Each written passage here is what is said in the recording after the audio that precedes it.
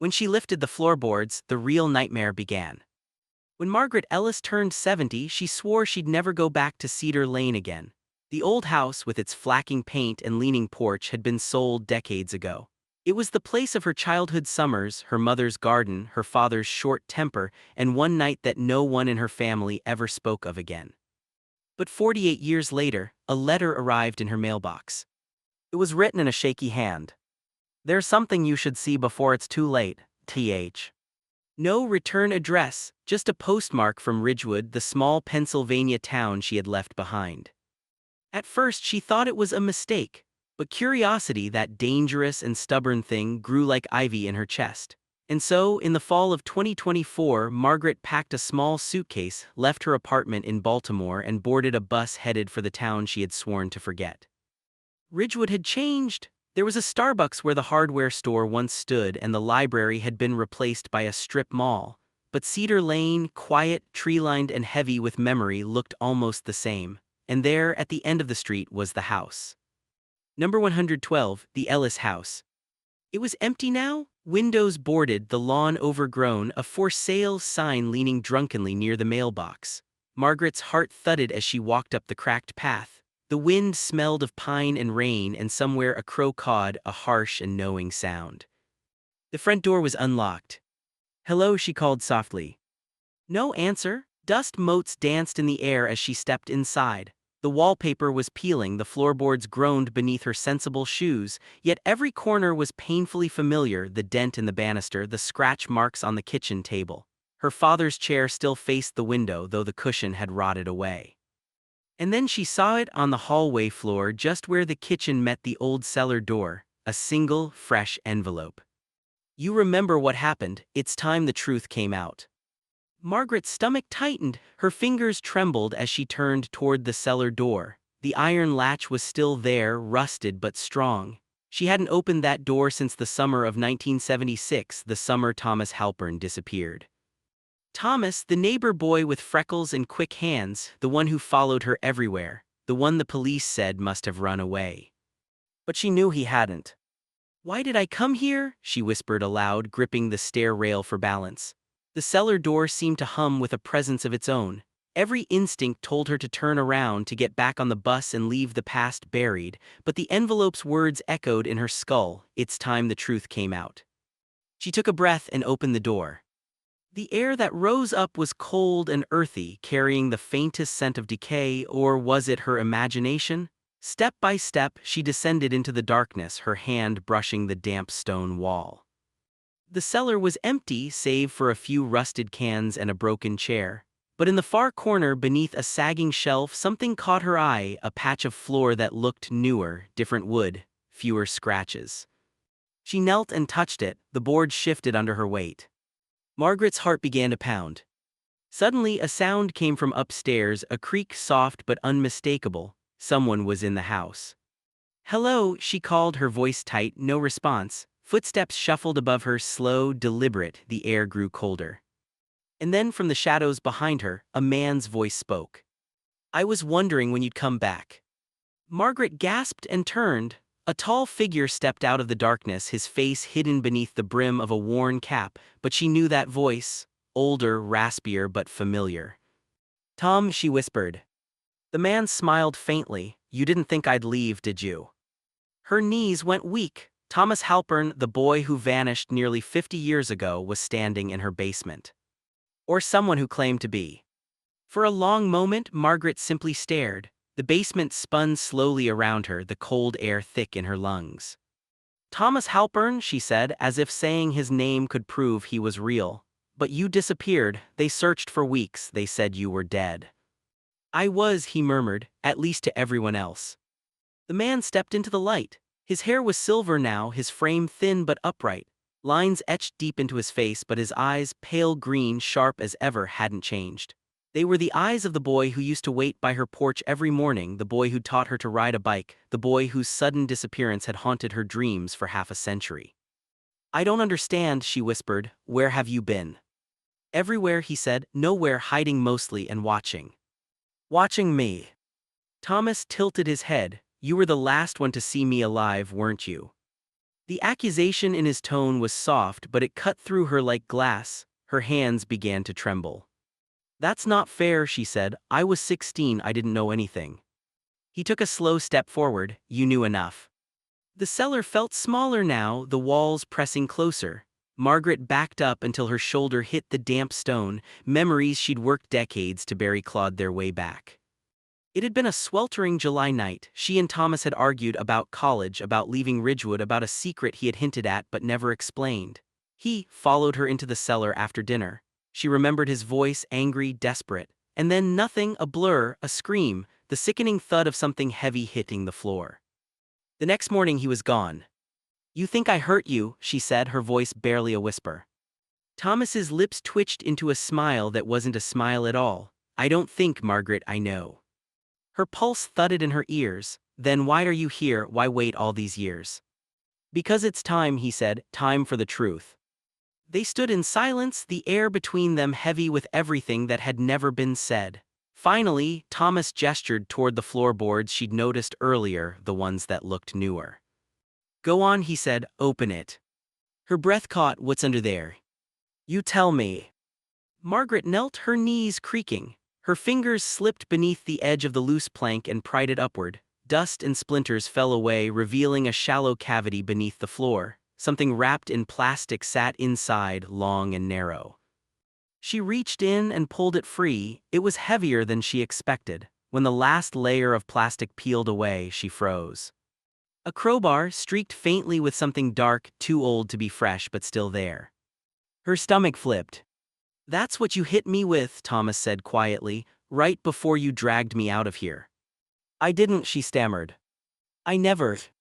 But the memory crashed over her like a wave, the weight of the crowbar in her hands, the sound of his body falling, the frantic hours after. She remembered her father's hands covering hers, his voice cold and steady. "We'll take care of this, you'll never speak of it again." "No," she whispered, "it wasn't me, it was." "Your father," Thomas finished for her. "Yes, I know." Her head jerked up. "You know." Thomas's smile faded. "He told me right before he left me for dead." The words didn't make sense. "Left you," but they said they never found anything, no blood, no body. "Because he dumped me by the quarry road," Thomas said. "Thought I was gone, but I was. Someone found me, a trucker, took me to a hospital 3 towns over. I was in a coma for 2 weeks. By the time I woke up, your family was gone, moved overnight." Margaret's chest tightened. Pieces of the story she'd never questioned began to shift and realign. Her father's sudden promotion, the hurried sale of the house, the way her mother never spoke Thomas's name again. "You could have told the police," she said. "I was 16, I was terrified, and no one would have believed me, not against your father, the respected town attorney." Thomas's voice hardened. "But I swore I'd come back, I swore I'd make you remember." "Why now?" Margaret whispered. "Why wait 50 years?" He stepped closer, his shadow falling over her. "Because I'm dying, lung cancer, stage 4. The doctors say I've got months, maybe weeks, and I don't want to leave this world without finishing what started here." Margaret swallowed hard. "What do you want from me?" "I want you to dig deeper," he said, "because that crowbar isn't the only thing buried under this house." A chill crawled up her spine. She turned back to the hole and pulled away more planks, revealing a larger space beneath. Her fingers brushed something else, cold, metallic, another object wrapped in cloth. She tugged it free and peeled back the fabric. This time it wasn't a weapon. It was a locket. Her mother's locket. And inside, a small photograph of Thomas smiling, on the back scrawled in fading ink, "Forgive us." Margaret stared at it, her vision swimming. What does this mean?" Thomas's eyes softened for the first time. "It means your mother knew, and maybe, just maybe, she was sorry."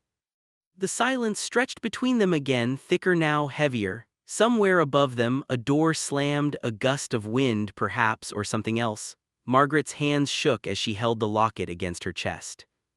The truth was uglier than she'd imagined, but it wasn't done yet. She could feel it. There was more buried here, more than weapons, more than memories. And for the first time in 50 years, she was ready to dig. The cellar felt alive with ghosts. Dust clung to Margaret's throat as she knelt over the open cavity in the floor. The crowbar lay beside her, and in her trembling hands the locket glimmered dully under the single naked bulb. Her mother's face flashed in her mind, quiet, cautious, eyes that always darted toward her husband before speaking. The locket had never left her neck until the day they left Ridgewood. Margaret whispered, "Why would she hide this here?" Thomas crouched across from her, his gaze steady. "Because she wanted you to find it someday. Maybe she hoped the truth would surface after your father was gone." The thought made Margaret shiver. Her father had been a hard man, quick to anger, determined to keep appearances spotless. A man who could silence his own daughter with a look. She remembered his hands guiding hers on that bloody night, remembered the smell of sweat and earth as he dragged Thomas's limp body out of the cellar. But if her mother knew, why hadn't she spoken up? Why hadn't she saved them both? Margaret pressed her palm against the floorboards, as if she could feel the answers pooling beneath. "Help me," she said. Together, they pried up more boards. The wood groaned in protest, coughing up decades of dust. Beneath was a hollow wider than she expected, crudely lined with bricks. Something wrapped in tarpaulin filled the space. Margaret's chest tightened. "God help us." Thomas handed her a rusted knife from the shelf. With hesitant hands, she slit the tarp. The fabric tore open to reveal bones. Small bones, fragile, a child. Margaret recoiled, a cry tearing from her throat. She stumbled backward, hitting the wall. "No, no, no, no." Thomas's jaw clenched as he stared at the skeletal remains curled in the pit. "So it's true." Margaret shook her head violently. Whose child is that?" Thomas's voice was low, almost reverent. "Mine and yours." The words froze her blood. "What are you talking about?" His eyes bored into hers. "You were 16, you told me you'd missed your cycle, you were terrified, said your father would kill you if he found out. Do you remember?" Margaret's mind buckled. Shadows of memory flickered, hushed whispers with Thomas by the creek, her own trembling hands, the night she cried into her pillow while her mother stroked her hair. She had forced those memories so far down they had become almost unreal. "I thought," her voice cracked, "I thought it was just a scare." Thomas shook his head. "It was. Your mother knew, and your father, he made sure no one ever did." Margaret staggered toward the pit, staring down at the tiny remains. The locket slipped from her hand and fell among the bones with a soft clink. "My God," she whispered, "all these years buried here beneath my feet." The cellar seemed to close in on them, the air heavy with unspoken accusations. Thomas's voice was rough, ragged. "I spent years hating you," he admitted, "believing you struck me down, but now I see you were just another victim. Your father took everything from us." Margaret wrapped her arms around herself, rocking slightly. "Why didn't my mother stop him?" "She tried," Thomas said, nodding to the locket. "That was her way of leaving a trail. Maybe she hoped someday you'd dig past the lies." Margaret pressed her forehead against her knees, her sobs muffled. She felt like a child again, small, powerless, drowning under her father's shadow even decades after his death. Suddenly, footsteps echoed above them, heavy, deliberate, not the shifting house, not the wind, real. Margaret and Thomas froze. The cellar door creaked open. A beam of light cut through the gloom and a voice called down, deep, unfamiliar but commanding. "Mrs. Ellis, Thomas Halpern." Thomas's eyes narrowed, he motioned for silence. The footsteps descended. A man appeared, tall, broad-shouldered, wearing a sheriff's badge. "My name's Sheriff Dalton," he said. "I had a call about trespassers at this property." His gaze dropped to the open cavity, the bones inside, his face hardened. "What in God's name?" Margaret tried to speak, but her throat locked. Thomas stepped forward. "It's what was left here 50 years ago, proof of a crime." The sheriff's eyes flicked between them. "You two better come with me." Margaret's heart thundered. If the police got involved, the truth would spill everywhere. The town would know, her family's name would be dragged through the mud. But wasn't that justice? Thomas put a hand on her shoulder. "This is it, Margaret, the moment you stop hiding." She stared at the bones, at the locket glinting faintly in the pit.